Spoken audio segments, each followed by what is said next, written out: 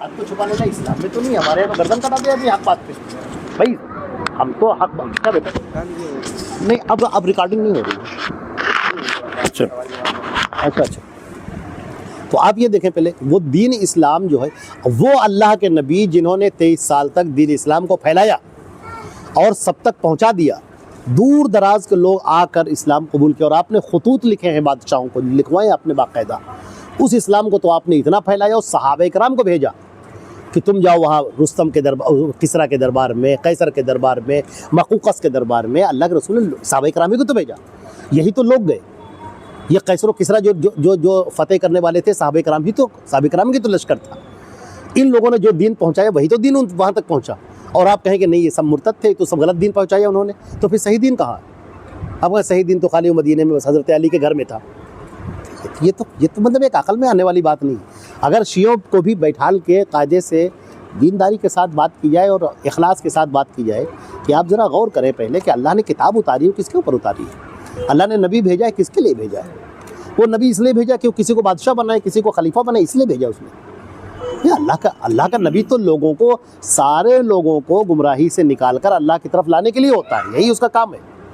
जितने नबी दुनिया में भेजे गए, आदम से लेकर नबी करीम सल्लल्लाहु अलैहि वसल्लम तक, सबका यही काम है कि लोगों की इबादत से निकाल कर अल्लाह की इबादत की तरफ लेकर आए।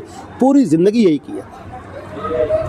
तो ये एक अलग इस्लाम हो गया, पूरा नया इस्लाम। वो इस्लाम जो अल्लाह के नबी पर नाजिल हुआ वो इस्लाम है ही नहीं। अब अल्लाह के नबी सल्लल्लाहु अलैहि वसल्लम, अब जरा एक और बात सोचिए, अल्लाह के नबी सल्लल्लाहु अलैहि वसल्लम उम्महातुल मोमिनीन अज़वाज मुतहहरात के साथ में रहे, उनको दीन की बातें बताएं, औरतों के मखसूस मसाइल उनको बताएं और वो सारी दुनिया को पहुँचाएँ, और आप ये कहें कि ये सब मुर्तद थे और इन दोनों ने अल्लाह के नबी को जहर दिया था। नऊज़ बिल्लाहि मिन ज़ालिक। मतलब आदमी सोचे तो कांप नहीं जाएगा कि हज़रत आयशा के ऊपर किसी ने इल्ज़ाम लगा दिया तो अल्लाह ने कुरान की आयतें नाजिल कर दी कि हरगिज़ नहीं, वो पाक दामन है।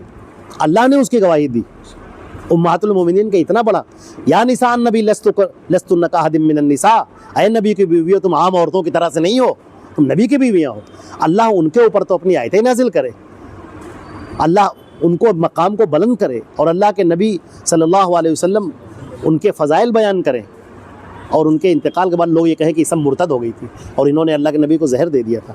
नऊज़ बिल्लाहि मिन ज़ालिक। ज़रा सोच कर देखें कौन सा इस्लाम रहेगा हमारे पास। मतलब सोचें, थोड़ा गौर करके दिमाग से सोचें आप। ये करबला का वाक़या बाकायदा बनाया गया है, बुखारी के अंदर रिवायत है। अब्दुल्लाह इब्न मसूद बैठे हुए थे, हज करने गए थे मक्के के अंदर, तो लोगों ने घेर लिया उनको और सवालात करने लगे। बहुत इल्म शख्सियत है अब्दुल्लाह इब्न मसूद। एकदम से एक कूफे का आदमी था, वो लोग आए हुए थे, उन्होंने कहा अल्लाह के रसूल हमें ये, आए साहबी रसूल हमें ये बताइए, अगर हम लोग इनसे नमाज़ पढ़ रहे हैं, मच्छर मक्खी का खून लग जाए तो क्या हुक्म है?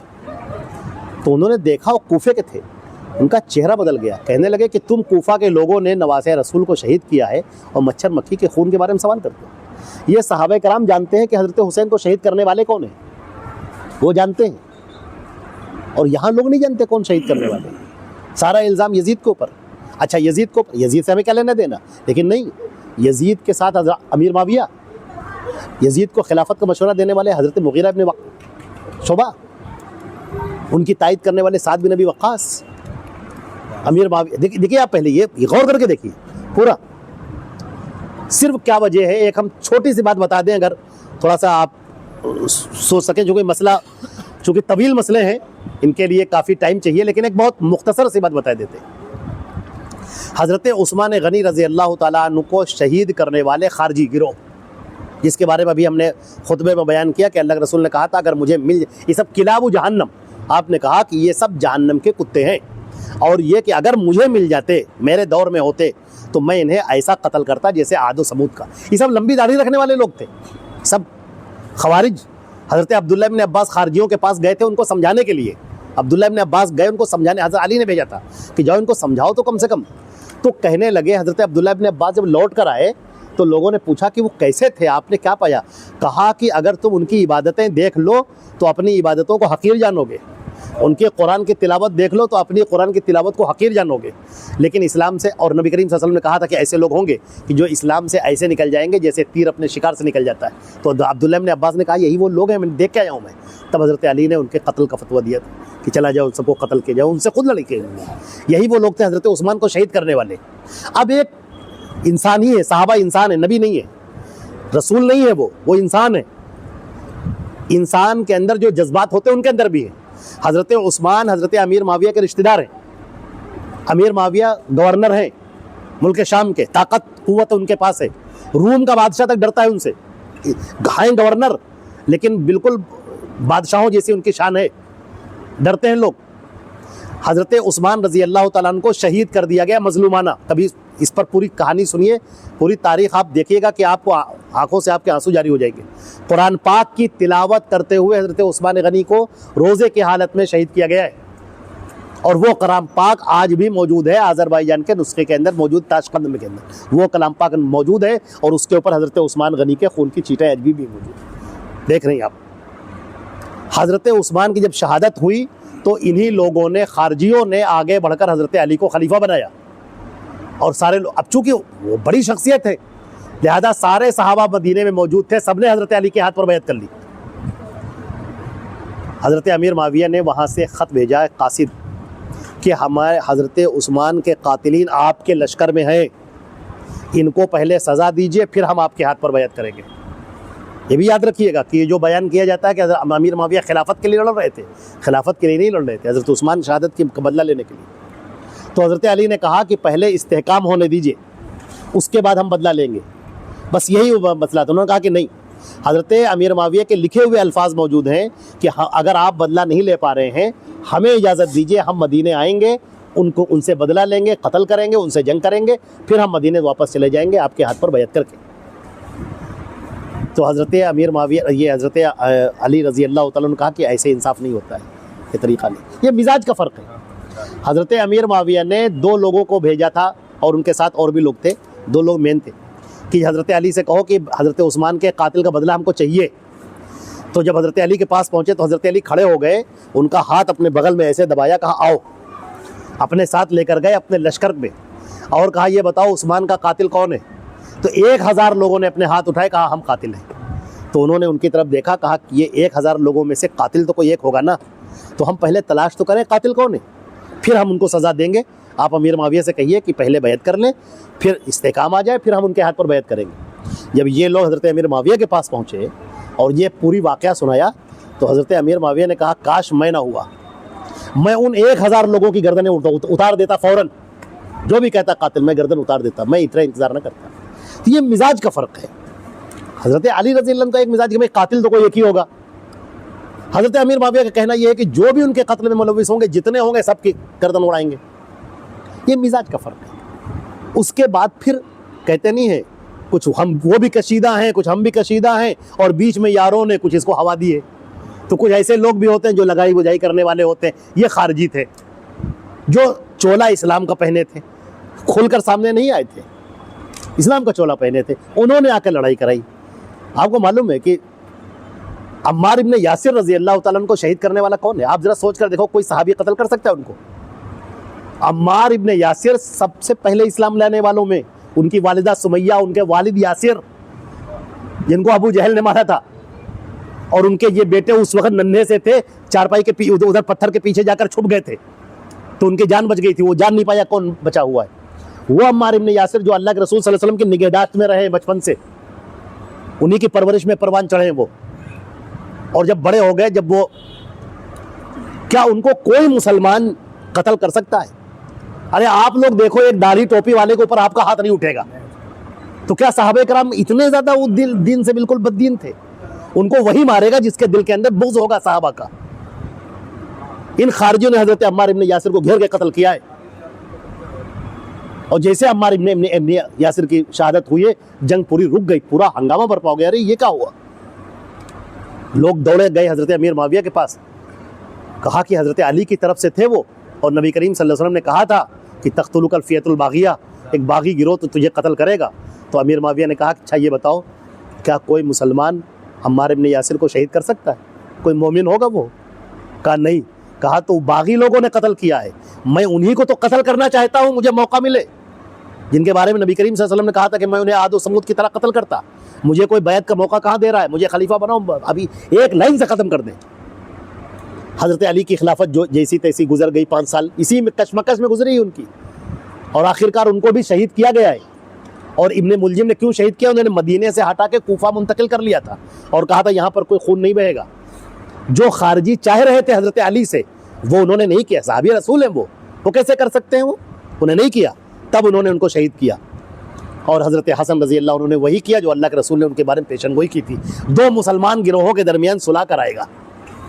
हज़रत हसन रज़ी अल्लाह तआला अन्हु ने सुलह कर ली।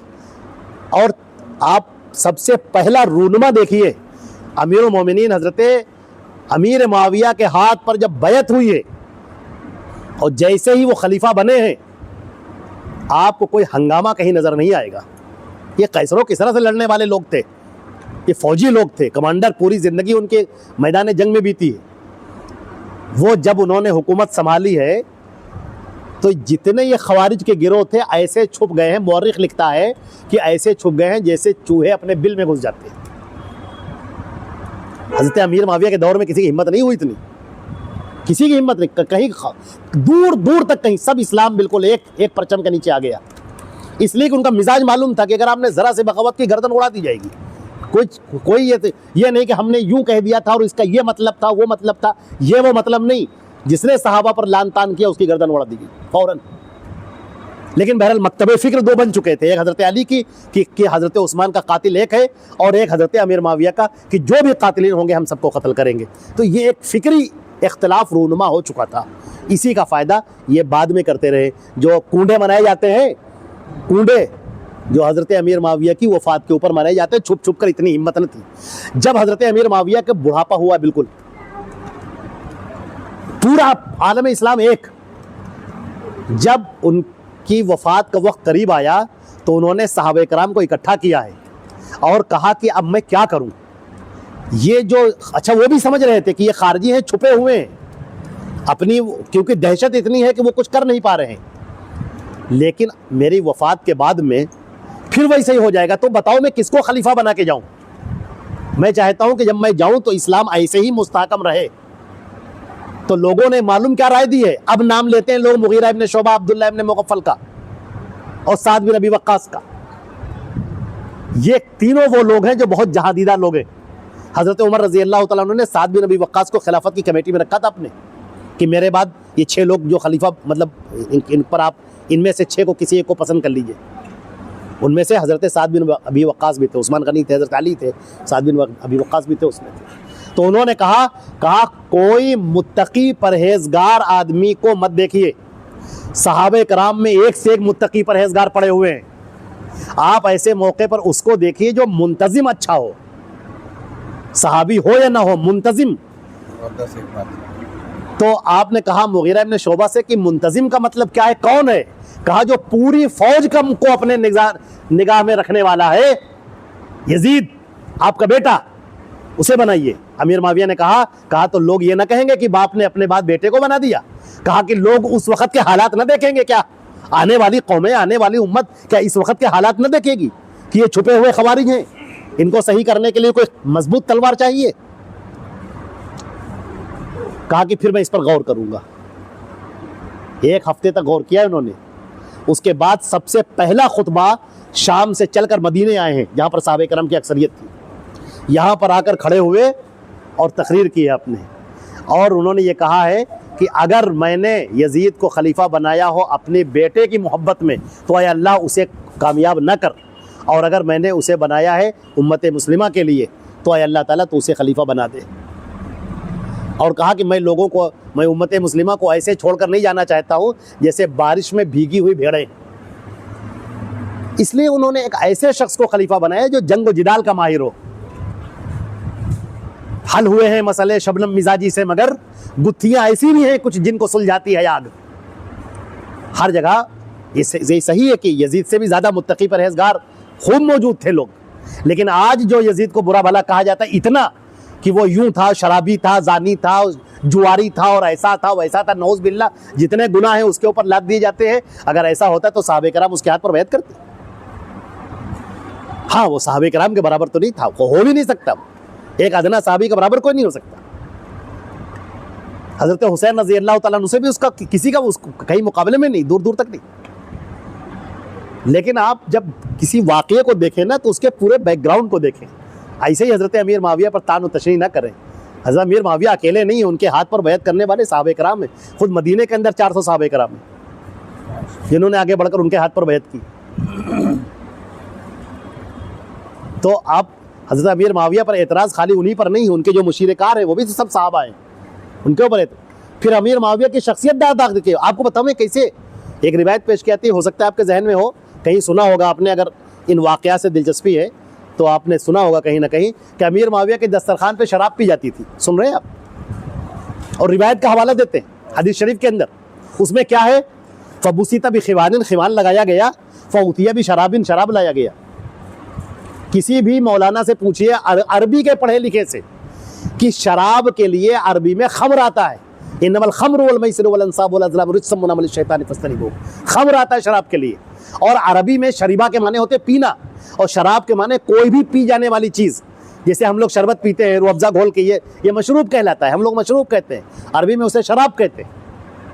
उस एक लफ्ज़ को पूरे में फैलाया गया कि वो शराब पी जाती थी। अरे कौन पीता था शराब? ये साहबे करम बैठकर, सोचे पहले, नऊज़ बिल्लाह मिन ज़ालिक। इस तरह से शख्सियत दाग की गई। एक लफ्ज़ आता है कि हज़रत अमीर माविया ने कहा कि उनके हुक्म से यसुब्बु अली को गाली दी जाती थी।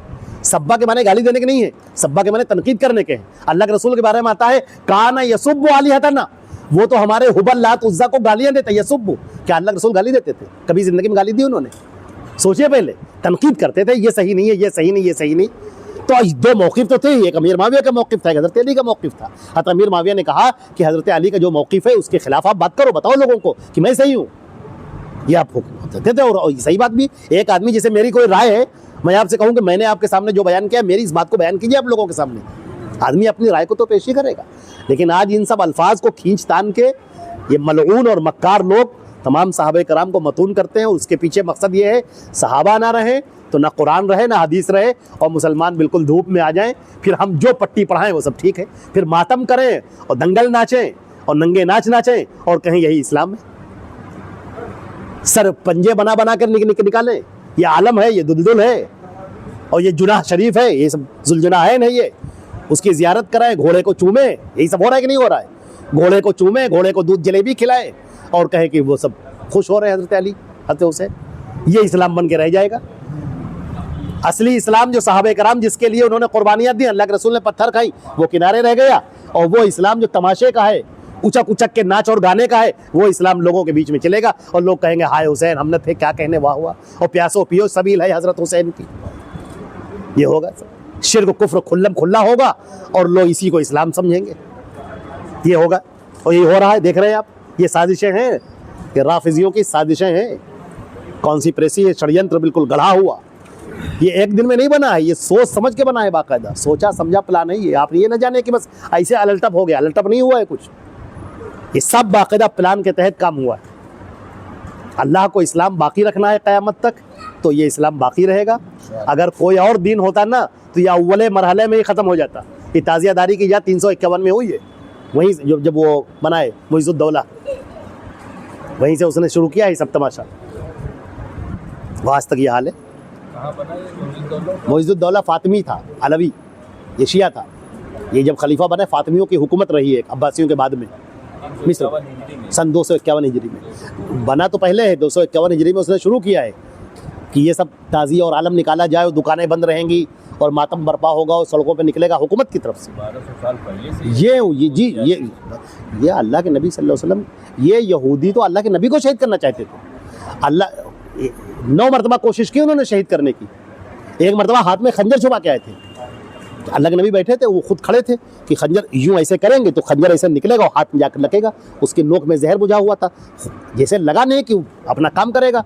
वो जब तक हो कौन हुआ क्या हुआ तब तक खत्म मामला। अरे हम पकड़े जाएंगे कोई बात नहीं, लेकिन वो तो शहीद हो जाएंगे। वो जैसे ही वहाँ से आए, अल्लाह के नबी सल्लल्लाहु अलैहि वसल्लम ने कहा तुम्हारे खंजर का क्या मामला है, उसको क्यों लेकर आए? अल्लाह के नबी वही ना, वहीं पर रोक दिया। उसको भी अल्लाह के रसूल ने कुछ नहीं कहा, वो जाने दिया, कहा कि मैं तो आजमा रहा था। गज़वे तबूक से लौट रहे थे, यहूदिया थी एक, ज़ैनब उसका नाम था। अल्लाह के नबी से उसने कहा कि मेरी ख्वाहिश ये है कि आपको और आपके लश्कर की दावत करें। अल्लाह के रसूल ने कहा नहीं रहने दो, हम लोग अपने जा रहे हैं। कहा कि नहीं हमारी ख्वाहिश है कि आपकी दावत करें। आपने कहा ठीक है। यहूदियों जब उसने गोश्त बनाया, गोश्त के अंदर जहर मिला दिया और दस्तरखान लग गया। अल्लाह के नबी बैठे, अल्लाह के नबी ने यूं गोश्त उठाया और रख दिया। कहा कि मत खाना, फ़इन्नहा मस्मूमतुन, इसके अंदर जहर मिला हुआ है। उस यहूदिया औरत को लाया गया, ज़ैनब को। अल्लाह के नबी ने कहा कि अल्लाह ताला तेरा कातलकिल्ला, तू ये बता कि हम लोगों को तुमने खुद ही दावत दी है और ये खाने में जहर मिलाया, कोई मेहमान के साथ ऐसा करता है? तो उसने क्या कहा मालूम? कहा मैंने सोचा अगर आप सच्चे नबी हैं तो अल्लाह आपको ये खाने नहीं देगा, और अगर आप झूठे हैं तो आपका मर जाना बेहतर। देख रहे साजिशें, देख रहे कितनी गहरी। ये अल्लाह के नबी को शहीद करने वाले कोशिश करने, तो अल्लाह ने कहा था वल्लाहु यासिमुका मिनन नास।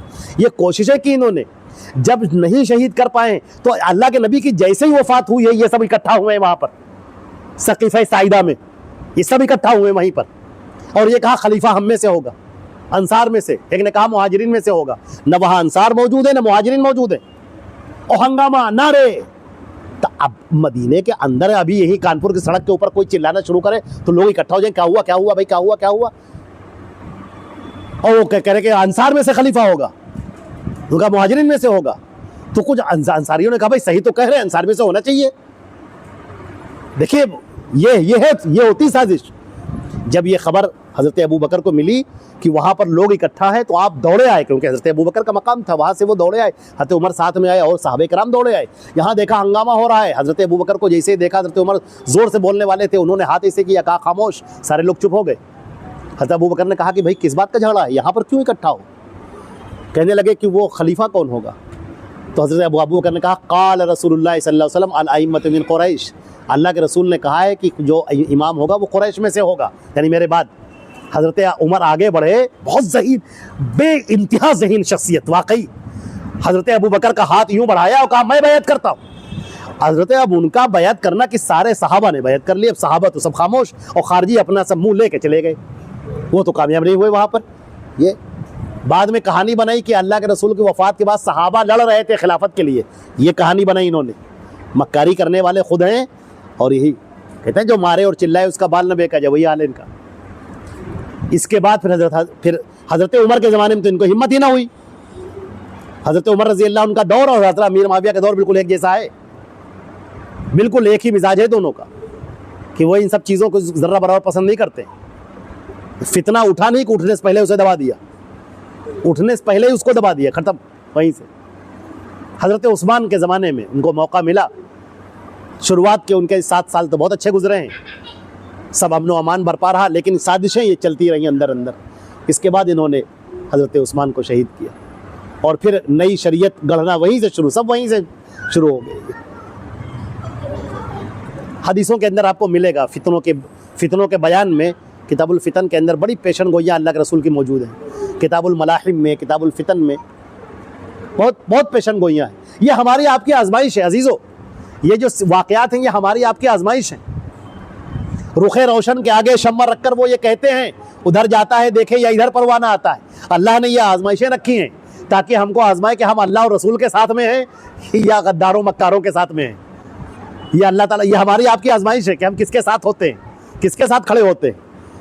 जो अल्लाह के नबी के साथ सहाबे कराम सब खड़े, हम उनके साथ खड़े हैं कि उनके दुश्मनों के साथ खड़े हैं, ये फैसला करना होगा आपको। सारे लोग कर लिए फैसला, बस यही बातें।